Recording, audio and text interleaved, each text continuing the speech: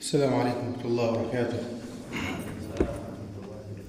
الحمد لله به نستعين على أمور الدنيا والدين، الصلاة والسلام والأتمان الأكملان على المبعوث رحمة للعالمين نبينا محمد وآله وصحبه أجمعين.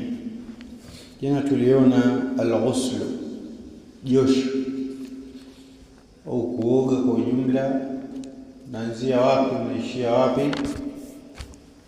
Nasema khata'un yajibu an natajannabahu, kosa ambalo linatakikana tuepukane nalo. Al-ghuslu li rafi al-hadath, tumesema hii ni rai ya muallif wa kitabu wafaqahu Allah. Al-ghuslu li rafi al-hadath al-akbar yakunu bil ma'i, kuoga kwa ajili ya kuondosha hadathi kubwa inakuwa kwa kutumia maji.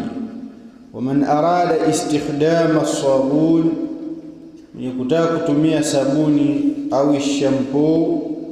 au shampoo fayakunu li ajli an-nadhafa, hii inakuwa ni kwa sababu ya usafi, wa izalati al-awsakhi, na kuondosha uchafu.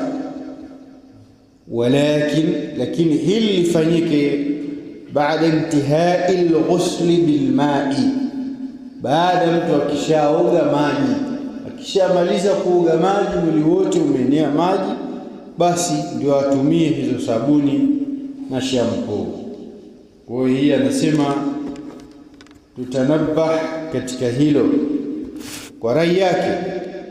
Nasema wama hiya al-aghsalu al-mustahabbat al-masnuna, ni yapi majosho mengine ambayo ni yenye kupendeza, kwa maana sio ya lazima, ni ya sunna.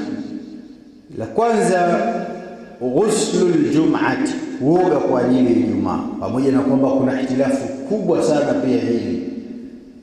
Sawa, wengi wakasipendelea kwamba ikiwa mtu ni mchafu basi ni wajibu kwake yeye mtu huyo kuoga siku ya Ijumaa. Wengine wakasema ni wajibu kwa kila aliyebaligh, tofauti na uwajibu kwa mwingine.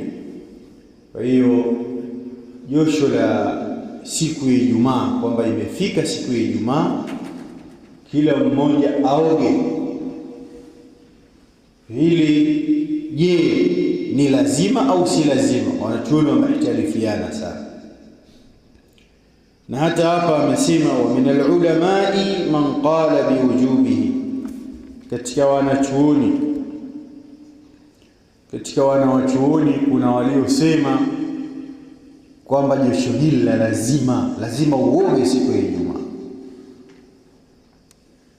Lianna an-nabiy sallallahu alayhi wa alihi wasallam qala, kwa sababu Mtume sallallahu alayhi wasallam amesema ghuslul jum'ati wajibun ala kulli muhtalim, kuoga siku ya Ijumaa ni lazima kwa kila aliyebaligh, yani baligh. Rawahu al-Bukhari wa Muslim. Sijajua sisi katika hukumu tunalihukumu vipi josho hili, kutokuoga au kuoga? Naam, tunaoga eti sisi tunalihukumu vipi?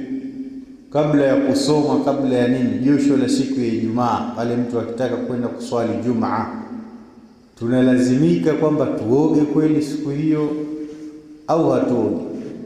Inategemea na mazingira kweli. Sometimes uko sababu kwa ofisini uko sasa kutoka.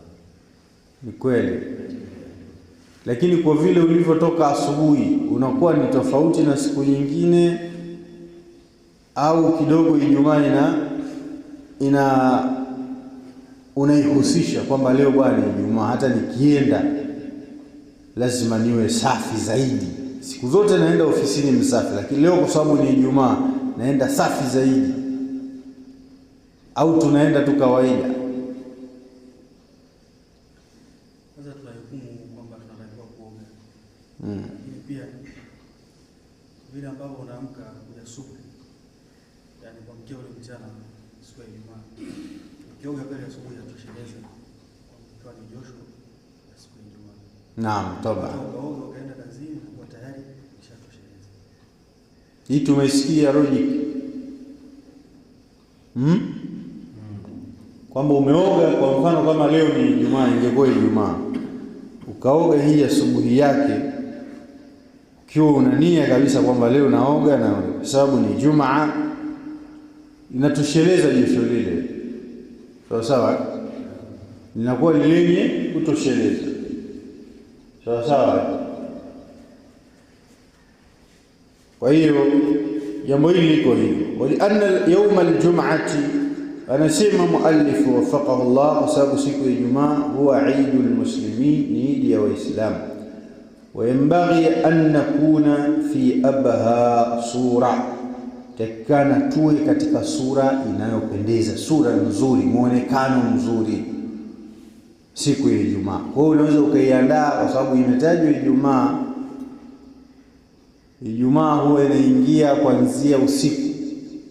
Tunaelewana ndugu zangu? Inaingia kuanzia ule usiku. Kwa hiyo ingekuwa ni Ijumaa, ina maana hata leo yenyewe ingekuwa labda ndio Ijumaa, ingekuwa muda huu pia ni Ijumaa. Kwa hiyo katika maandalizi ukawa umefanya maandalizi mazuri, kiwepo pia kuwahi mapema msikitini kwa yule mwenye nafasi, ukafika ukaingia ukapata ujira ule wa ngamia. Ala kulli hal, josho lingine ambalo pia sio la lazima ni ghuslu al-eidain, josho kwa ajili ya sikukuu za idi mbili, idi ya Adha na idi ya Fitri. Sawa, siku ya idi ile kaoga asubuhi ile, tunaoga siku zote. Sawa, tunaoga siku zote, walillahi alhamd. Kila mwanamume hasa akawa ni mwanamume hasa, sio barobaro ambaye hajaoa, mwanamume huwa anaoga. Sawa, wengi wetu kila subhi tushaoga. Hii inakuwa ni josho la lazima kila subhi ikifika. Ndio maana huwa majiko ya gesi yanatumika sana kwa wanaume, watu waliooa, hayakosi gesi. Kwa hiyo ikifika siku ya Eid pia josho lake lile analooga, kama ni fajiri, basi anakuwa anaunganisha kwamba leo pamoja na yote kwamba naoga kawaida au naoga vile ninavyooga, lakini pia naoga kwa sababu ni siku ya Eid. Kwa hiyo anakuwa na vitu anaviongeza kwa hakadha. Josho lingine hapa, al-ghuslu min taghsili al-mayyit, kuoga baada ya mtu kuosha maiti. Katika majosho ya sunna, kuoga baada ya kuosha maiti. Lima warada fi al-hadith, man ghassala mayyitan falyaghtasil wa man hamalahu falyatawadda. Rawahu Abu Daud wa An-Nasa'i wa Tirmidhi wa Ibn Majah. Mwenye kuosha maiti aoge, na mwenye kubeba maiti atawadhe. Lakini hii ni istihbab, sio lazima. Elewana kwa mwenye kuosha maiti aoge, inapendeza, ni sunna. Na mwenye kubeba maiti atawadhe, wa hakadha. Na hivi ndivyo inavyokuwa.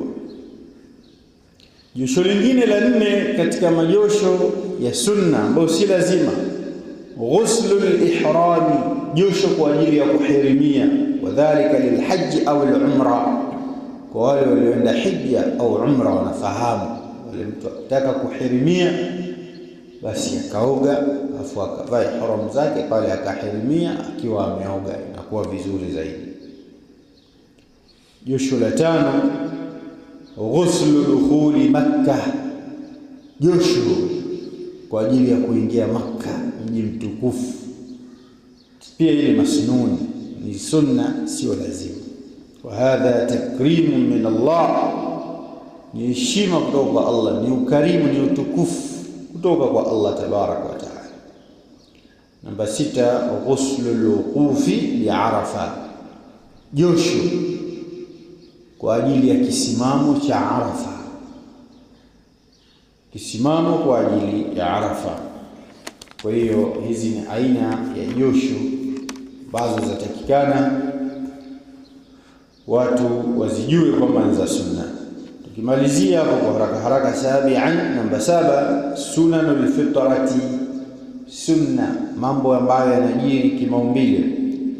Alfitra maana yake hiya tabia, yani tabia allati khalaqa Allahu an-nasa alaiha, ambapo au tabia ambazo, hali ambazo Allah kawaumba watu kwa hali hizo. Waqila, na katika riwaya nyingine ikasema, waqila, na katika riwaya nyingine ikasema alfitratu hiya sunnatu au dini. Fitra maana yake ni mwenendo au dini, sunna au dini, kwamba lazima upitie katika kitu hiki. Walislamu huwa dinul fitra, na Uislamu ni dini ya maumbile, ni dini ya kufuata mwongozo, kama qala Rasulullah sallallahu alayhi wa alihi wasallam, kama alivyosema Mtume sallallahu alayhi wa alihi wasallam, kullu mauludin yuladu ala alfitra, kila mwenye kuzaliwa azaliwa katika maumbile sawa, yani dini yake inaendana sawa na yale maumbile yake. Rawahu al-Bukhari wa Muslim, hadithi ya mpokea Imam Bukhari na Muslim. Wa'lamu ahibai, barakallahu fikum wa jazakumullahu khair. Tambueni vipenzi vyangu, Allah wabarik na Allah alipe kheri, anna al-islam sunan al-fitrati likay sanna sunan al-fitrata likay yabdu al-insanu jamila. Uislamu umeweka mpangilio wa sunna za kimaumbile ili mtu adhihirike mandhari ambayo jamila, ni nzuri, mtu awe na mandhari nzuri. Sahiha albadani, mwili wake uko safi, nadhifan, msafi. Wa min sunani alfitrati, na katika hizo sunna za kimaumbile, alkhitanu, ni kuingia tohara, kutahiriwa sawa sawa. Wa hadha al-amru lidhukuri wal inathi, ili jambo ni kwa wanaume na wanawake sawa. Kwa upande wa wanawake ni kesi, si ndio hivyo? Kwa wanaume ndio imezoeleka hivyo, lakini katika sunna iliyokuja, hizi sunna za kimaumbile, wanawake na wanaume wote wawili wanaingia jando, wanaingia kwenye kutahiri, ila kwa mwanamume inakuwa ni wajibu. Wanachuoni wanavyotuambia kwa mwanamke inakuwa bado ni masnun. Lakini je, aina ya ufanywaji tohara kwa wanawake inaofanywa kwa sasa hivi au wengi wanaoifanya wanakuwa hawaifanyi katika ile hali iliyoelekezwa katika Uislamu. Hili ni jambo ambalo lilikuwa likijulikana hata nchi za Mtume sallallahu alaihi wa alihi wasallam, na alikuwa mama mmoja ambaye yeye ndio anayefanyia khitani wanawake, maarufu sana, anaitwa Ummu Atiya au Nusaybah. Huyu ni katika mama jasiri, alikuwa ni muosha maiti, lakini pia ni mwenye kufanyia khitani wanawake. Anaenda vitani kwa ajili ya kuuguza majeraha, kupikia wale mujahidin. Kwa hiyo ile inafanyika, lakini kile kiasi kinachochukuliwa inakuwa ni kidogo tofauti na sasa. Qila, wakasema baadhi ya ulama, kwa mwanamke hakukatwi chochote, nimezima spika za nje, ila kunakuwa kama kuna kitu kinatogwa tu hivi, kinachomwa sawa, inakuwa kama kitu kinachomwa walivyosema, haichukuliwi ile yote kwa pamoja kama wanavyofanya wa sasa hivi wale wanaokeketa, ila huchukuliwa sehemu ndogo kwa ajili ya kupunguza yale matamanio na hisia kwa ujumla. Naam, nasema katika moja ya sunna za kimaumbile natful ibti, kutoa nywele za sehemu za kwapani ambazo hizi zinavutwa. Sawa vijana, tunaelewa kuzitoa nywele za kikwapani ambazo hizi zinaitwa natfu, kunyofoa. Hii ni moja katika sunna ya maumbile, yaani maumbile yako wewe hizo watakiwa uzitoe. Ni katika vitu ambavyo havizingatiwi leo. Unakuta mtu anafuga kuku, sawa, kinyanyua kwapa linakuwa na harufu, nywele zimekuwa nyingi kweli kweli, lakini kisheria kule hakutakiwi kuwe na nywele, jambo ambalo atakiwa lizingatiwe. Na huu ndio uzuri wa Uislamu, kwamba Uislamu umechunga mipaka, umechunga usafi, sawa. Kwa hiyo natfu al-ibt liannaka indama takbura sayakhruju minka sha'run tahta al-ibt. Hapa kwa sababu anaongea na watoto, anasema wewe ukiwa mkubwa yatatoka au zitatoka nywele chini huko ya kwapa, wajibu alaika izalatuhu, na unatakiwa uzitoe. Kwa hiyo hapa anazungumza na mtoto, lakini tunasema sisi watu wazima hilo ni jambo la lazima, kwamba lazima watu waangalie, sawa, nywele zao hizo ni uchafu huo. Jambo lingine la tatu, qasu shari, kutoa sharubu, kuzipunguza. Qas imetumika qas, sio kuzitoa zote sharubu, takiwa zipunguzwe. Kuzitoa zote sharubu ni mukhalafa, ila zatakiwa zipunguzwe sharubu. Sunna ya 4, i'fa'u lihya, kufuga.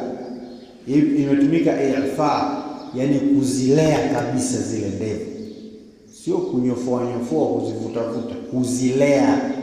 I'fa'u lihya, yani unazilea kama kitoto, unazilinda kweli ndevu. Hii ni sunna ya kimaumbile kwa mwanamume. Mwanamke ndio anatakiwa anyoe, sawa sawa. Kuulizwa swali, nani ambaye ni wajibu kwake kunyoa ndevu na nani ambaye atakiwa azifuge ndevu?